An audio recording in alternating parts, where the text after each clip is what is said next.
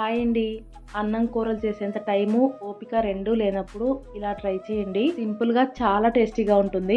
ముందుగా కుక్కర్‌లోకి 1 కప్పు బియ్యం, అరకప్పు కందిపప్పు తీసుకొని శుభ్రంగా కడిగేసి అందులోకి 4 కప్పులు నీళ్లు వేసి ఉప్పు, పసుపు కూడా వేసి 3 విజిల్స్ రానిచ్చుకోవాలి. అలాగే దీంతో పాటు కొద్దిగా చింతపండును కూడా సెపరేట్‌గా నానబెట్టుకొని పెట్టుకోండి. ఇప్పుడు స్టవ్ పైన ప్యాన్ పెట్టుకొని అందులోకి 2-3 టేబుల్ స్పూన్ల ఆయిల్, ఆవాలు, జీలకర్ర, మిరియాలు, మెంతులు వేసుకొని మెంతుల్ని కాస్త కలర్ చేంజ్ అవ్వనిచ్చి తర్వాత కరివేపాకు, పొడవుగా కట్ చేసి పెట్టుకున్న ఉల్లిపాయలు, సన్నగా కట్ చేసి పెట్టుకున్న వెజిటబుల్స్ వేసుకోవాలి. అలాగే ఒక చిన్న టమాటాని చిన్న ముక్కలుగా కట్ చేసుకొని వేసుకోండి. నేనైతే ఇక్కడ మర్చిపోయిన తర్వాత వేసుకున్నాను అనమాట. ఇలా వెజిటబుల్స్ అన్ని బాగా మగ్గిన తర్వాత ఇప్పుడు అందులోకి నానబెట్టుకున్న చింతపండులో నుంచి రసం తీసి ఆ రసం వేసుకోవాలి. అలాగే ఉప్పు, కారం, సాంబార్ పౌడర్, పసుపు, అలాగే 2 కప్పుల వరకు నీళ్లు వేసుకొని కాసేపు మరగనిచ్చి ముందుగానే ఉడికించి పెట్టుకున్న అన్నం, కందిపప్పుని ఒకసారి గరిటెతో మెదిపేసుకొని వేసుకోవాలి.